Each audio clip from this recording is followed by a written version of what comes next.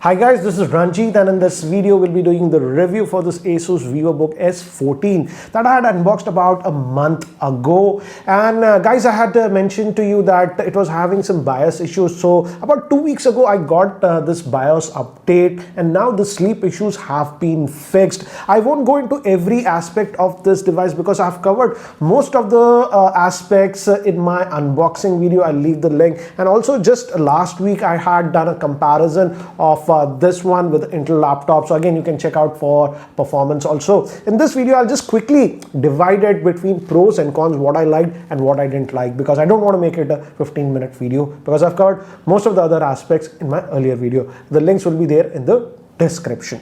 So let's talk about the pros and cons. This is the laptop, as you can see, and I would say this is a pretty stylish laptop, and it looks more expensive than it is. It comes in two variants. The Ryzen 5 with the 4500U will be for 60,000. This is the Ryzen 7 with 4700U. This is 10,000 more for 70,000. Again, I'll leave the links. It's available on Amazon. I'll leave the links in the description. So again, I would say it's pretty stylish and also has some chamfered edges. So looks good. And this is having the Ryzen 7, this specific model. And also, as you saw, we have that fingerprint scanner. The fingerprint scanner works very well, and it also has an SSD. And I would say when it comes to performance, I would say the performance is very good. This is an ultrabook, guys, those thin and light kind of a thing. This is not the thinnest or the lightest. It weighs 1.4 kilograms, but it's still ultrabook. It has a 15-watt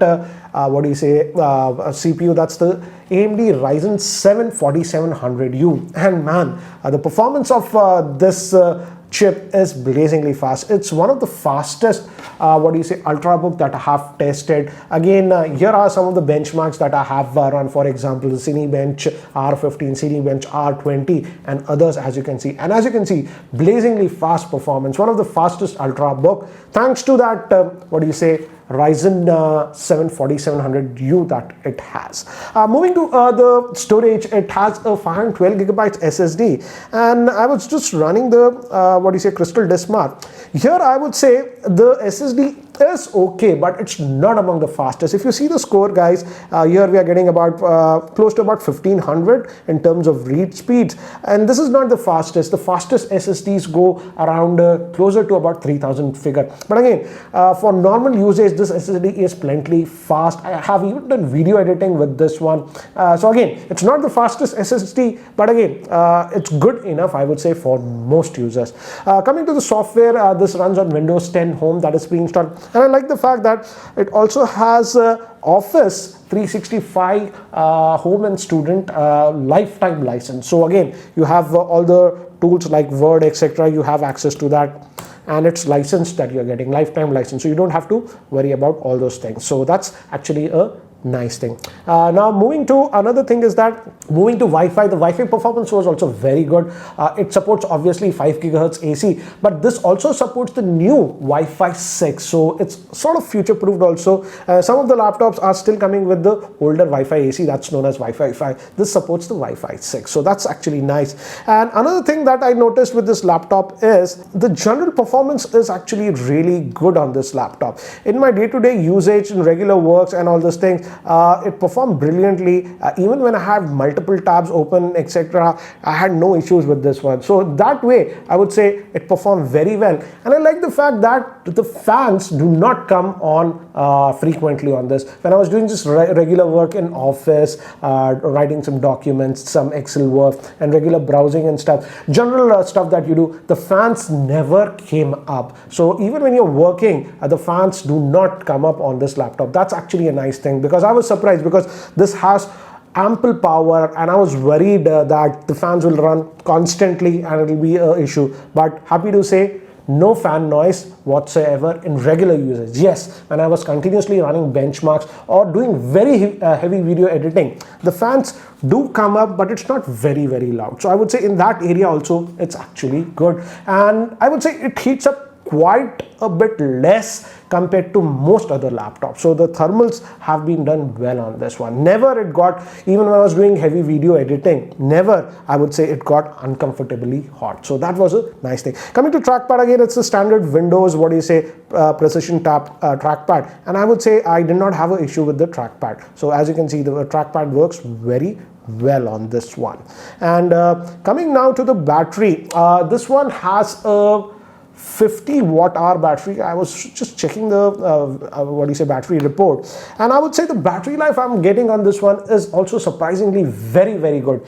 Anywhere from 7 to about 8.5 hours, and anywhere from about 7.5 to about 8.5 hours of battery life I was getting on this laptop. So actually the battery life is very, very good considering how powerful this laptop is. As you saw with the benchmark scores, some of the highest scores that I have seen, because it's a proper 8 core, and I think so because now it's running on the 7 nanometer process. That's why it's also very efficient in terms of battery life. So guys, these were the good things about this laptop. Now let's move to the cons and some of the things that I did not like with this laptop. And in India, surprisingly, we are getting it only in one variant that comes with 8 gigabytes of RAM. And sadly, the RAM is not expandable. It is soldered. So you're stuck with 8 gigabytes of RAM. You simply don't have an option of 16 gigabytes of RAM.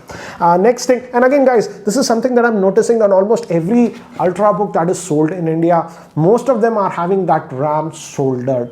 Next thing is that you notice this keyboard, and the keyboard is good. I like the keyboard. The key travel and everything is fine. But what I have noticed is we have this backlighting, and the backlighting is not that great on this laptop. The keys are white and the backlighting is also white, so it's hardly visible, I would say. So I don't like the backlight keyboard, at least on the silver model that comes with this white keyboard. It's hardly visible, I would say. If you talk about the screen, I like the screen on this one. As you can see, it's a full HD screen. It's not a touch screen, but it's having a matte finish. So again, you don't get that glare and you can use it. Brightness, it doesn't go very, very high, but indoors I did not have a problem with that. In terms of sRGB, they say it's 72% sRGB.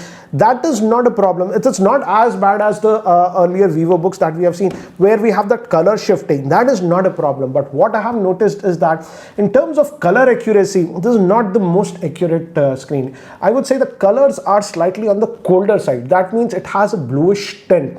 This, I would say 90% of you will not notice it, and it's great for normal users, normal office work and all those things, and even watching videos I did not have a problem. But because I work with videos, I know colors and stuff, I notice that bluish tint in color. So I would say if you are into critical video editing or professional photography work and stuff, then I will not recommend you this one, because the screen is not super accurate.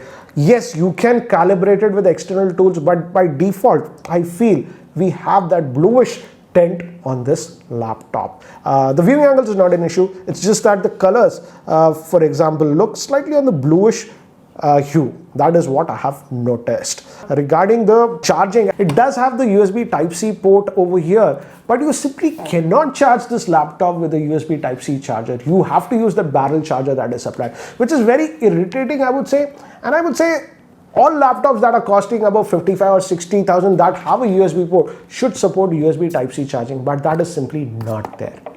So apart from these, some of the cons that I have mentioned, it is certainly a very good laptop. But personally, I would say I will not recommend you this 4700U. I would say the 4500U that comes with 6-core processor makes a lot more sense. That is priced at about 60,000, and I feel because of that 8 gigabytes of RAM with very heavy applications also, you simply might not be able to use the full power of this laptop. That's why I would say save the money and go with the 4500U variant of this laptop if you want to go. Anyways guys, that's it for now. Thanks for watching. This is Ranjit and I hope to see you in my next video. Take care guys.